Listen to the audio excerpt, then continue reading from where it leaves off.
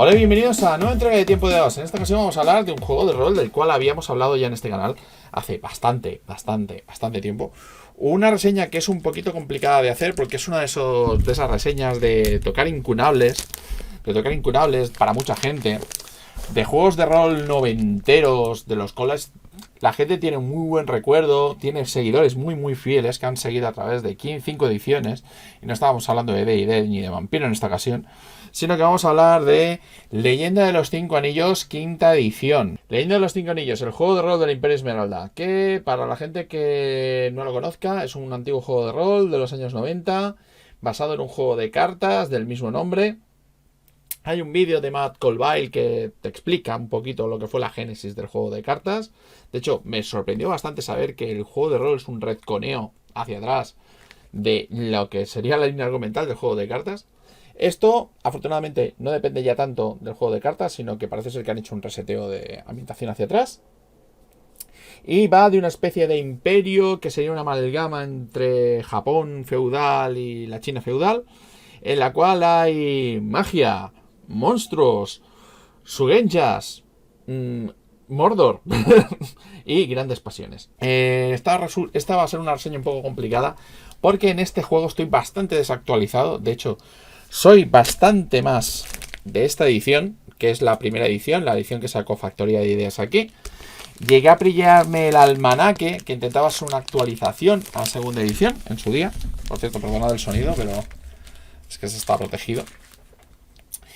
Que francamente era una actualización un poco así, porque era un intento de sacar como suplemento lo que era la segunda edición de Alderac.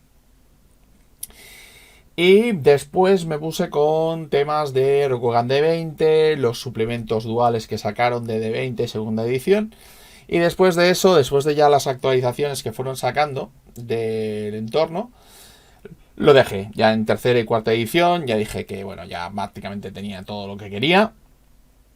Ya había tenido todas las ambientaciones. Lo único que me faltó, creo que tengo un suplemento de tercera, que es la leyenda de las arenas ardientes. Principalmente porque tenía curiosidad de saber cuál era el mundo de fuera de Rokugan. Y no había tenido había tenido alguna vez la tentación de conseguir la cuarta edición, porque todo el mundo decía de que era el mejor refinamiento de lo que era el sistema de tirar y guardar que había sacado Alderac.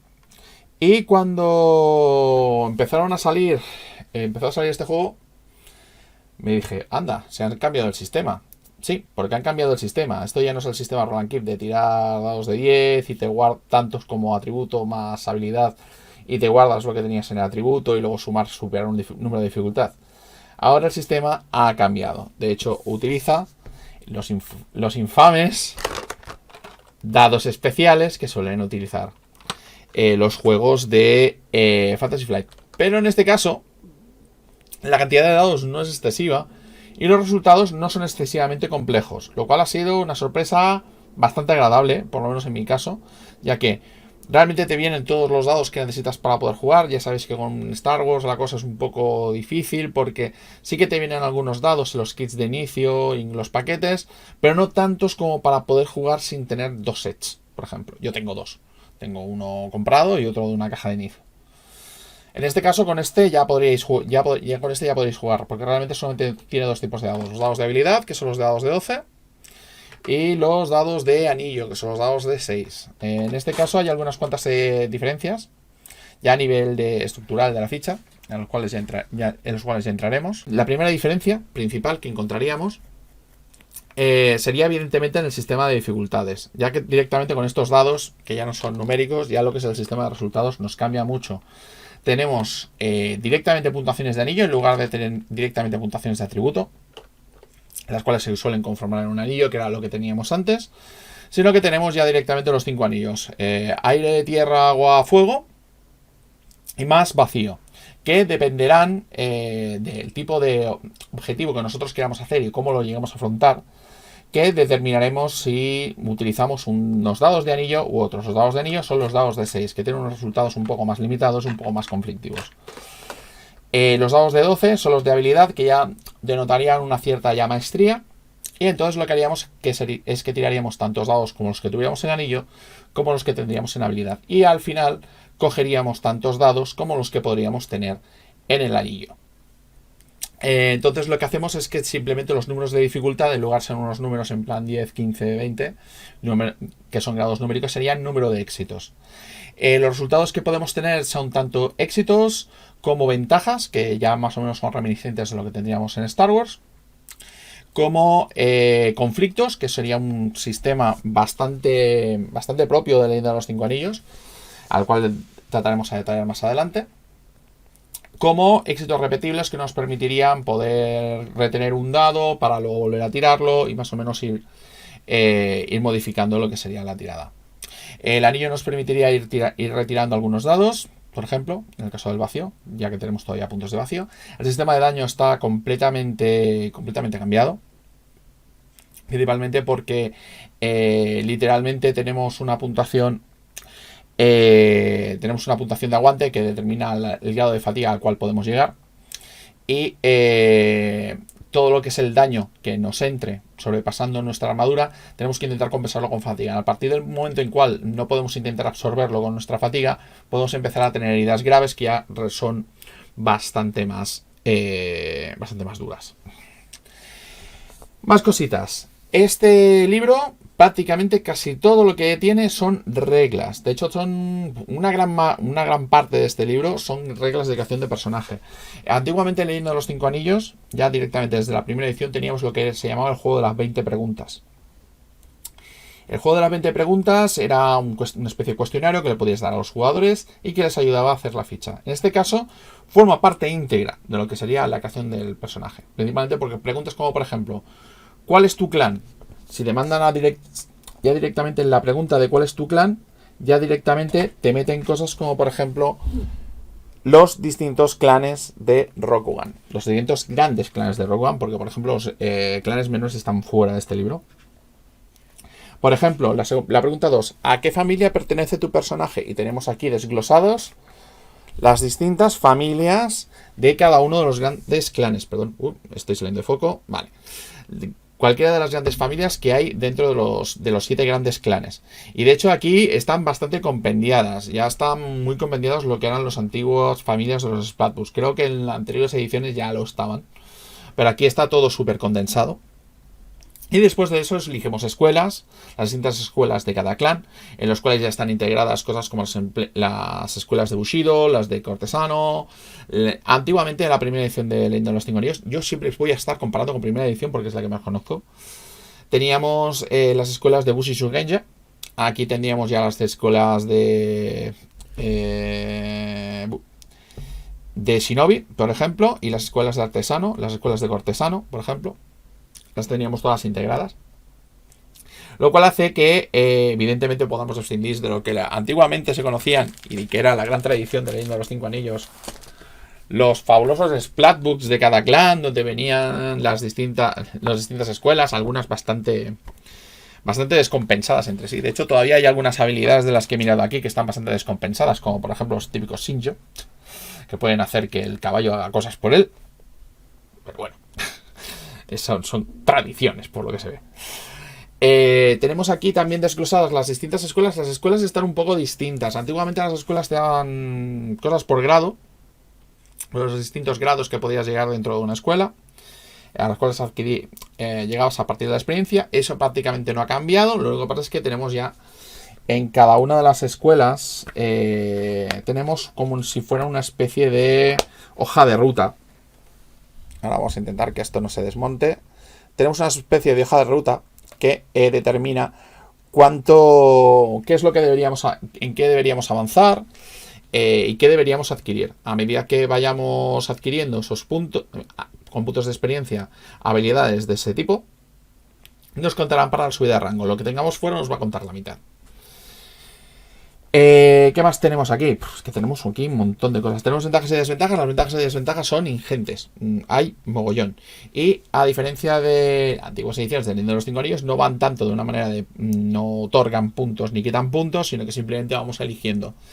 en función de lo que vayamos necesitando con respecto al cuestionario. Cosas como, por ejemplo, las ventajas mentales que pueda tener nuestro personaje o espirituales, o las desventajas que pueda tener a nivel social.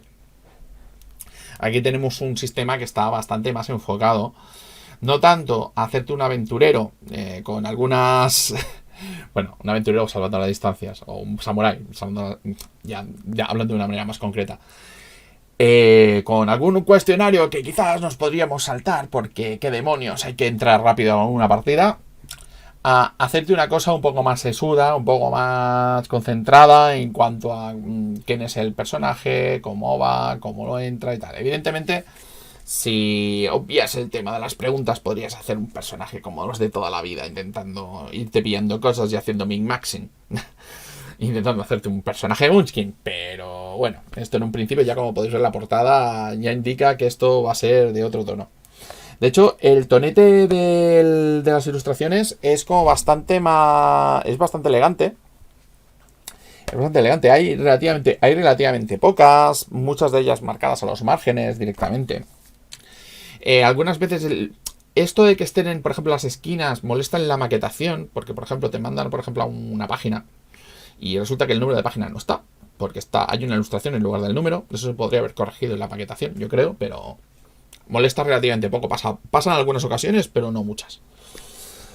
¿Qué más tenemos aquí? Tenemos lo que serían las técnicas. Ahora las técnicas, en lugar de estar detalladas todas a las escuelas, directamente nos mandan una sección que sería la de las técnicas, donde estarían cosas como, por ejemplo, los conjuros de los Ugenya, por ejemplo, las técnicas de los cortesanos.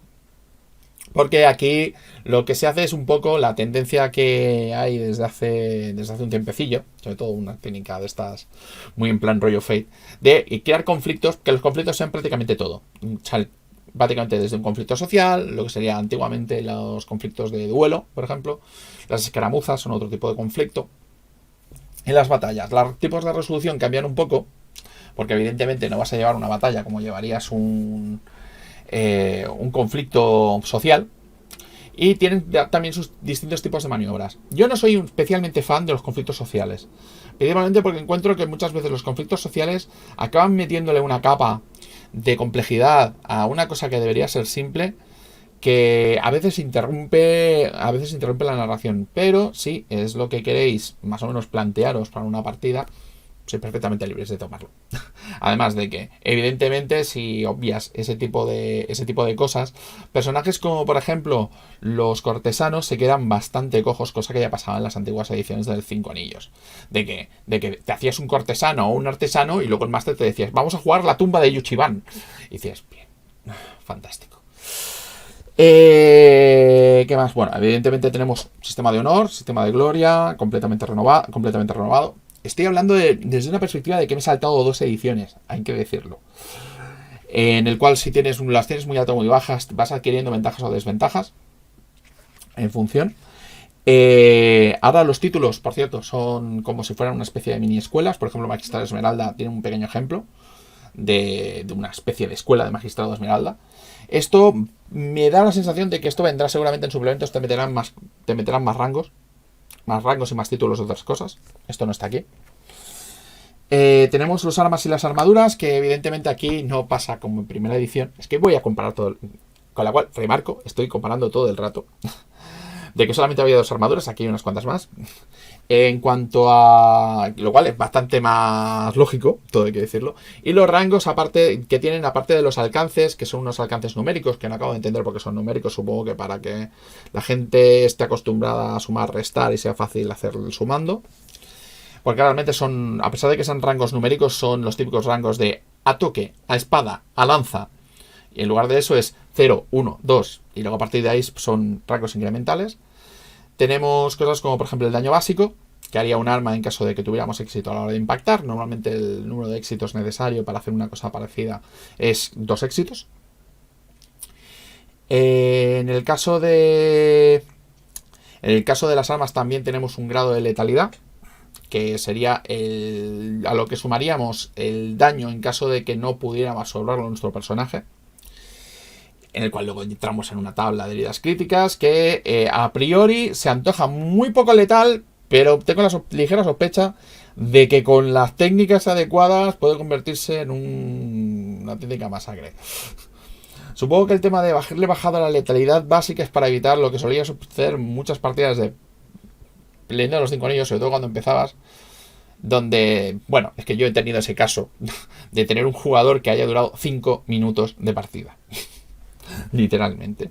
Por entrar en el primer conflicto de combate y morir en la primera tirada. Supongo que eso más o menos lo evita porque ya empezamos a tener resultados de desangramiento, de tener heridas un poco menos graves.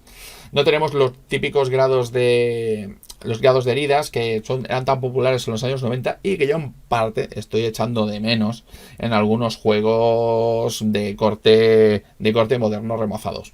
Por ejemplo, Vampiro. ¿Qué más tenemos aquí? Pues prácticamente es casi todo lo que podemos encontrar aquí, que no es poco, porque prácticamente es casi todo el libro. Prácticamente es casi todo el libro. Luego tenemos, evidentemente, consejos para el máster, cosas como, por ejemplo, el otorgar, el honor y tal. Ah, por cierto, los conflictos. Se me olvida un montón. Hay uno de los resultados que es, si no recuerdo mal, que es como una especie de llama, si no recuerdo mal. Sí, es como una especie. Si no recuerdo mal, es como una especie de llama. Creo que están casi todos en los dados negros, lo cual va a hacer que vaya a ser muy complicado que esto se vaya a poder rodar. Sí, es una especie de... no sé si se aprecia.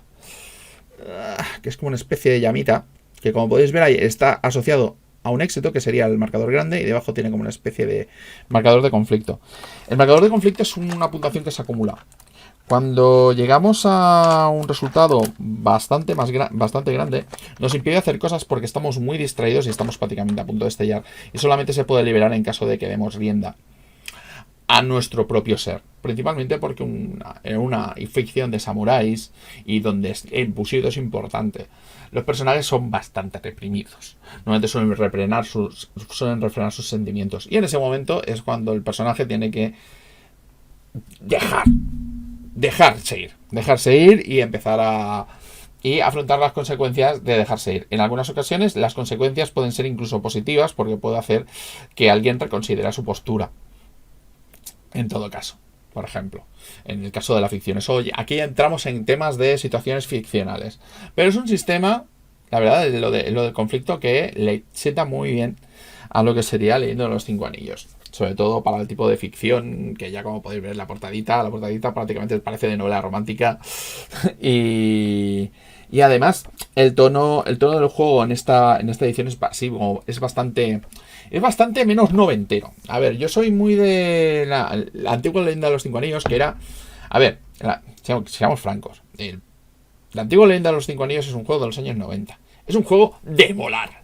Y de molar mucho.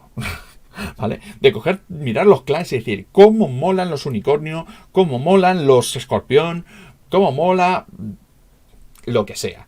Y pillarte el Splatbook que tocara, o sea, el libro de clan que tocara, y decir cómo molan los león, por ejemplo. Y mirar todo lo especial que podían tener los león y aplicarlo y jugar y molarte mucho.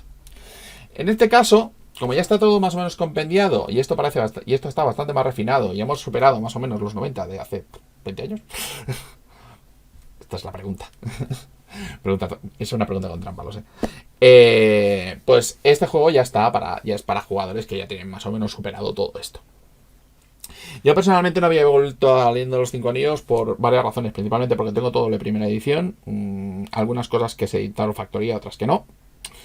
Y ya más o menos había jugado todo lo que quería jugar. Golpe de Estado Escorpión, La Ciudad de las Mentiras, etcétera, etcétera, etcétera.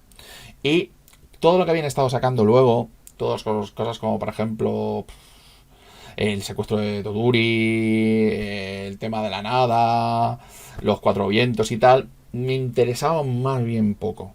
Esto, además, en cuanto a trasfondo, ha hecho un reseteo y ha vuelto a la época anterior a la Guerra de los Clanes. De hecho, por lo que parece, hay algunas diferencias bastante claves en lo que sería el entorno.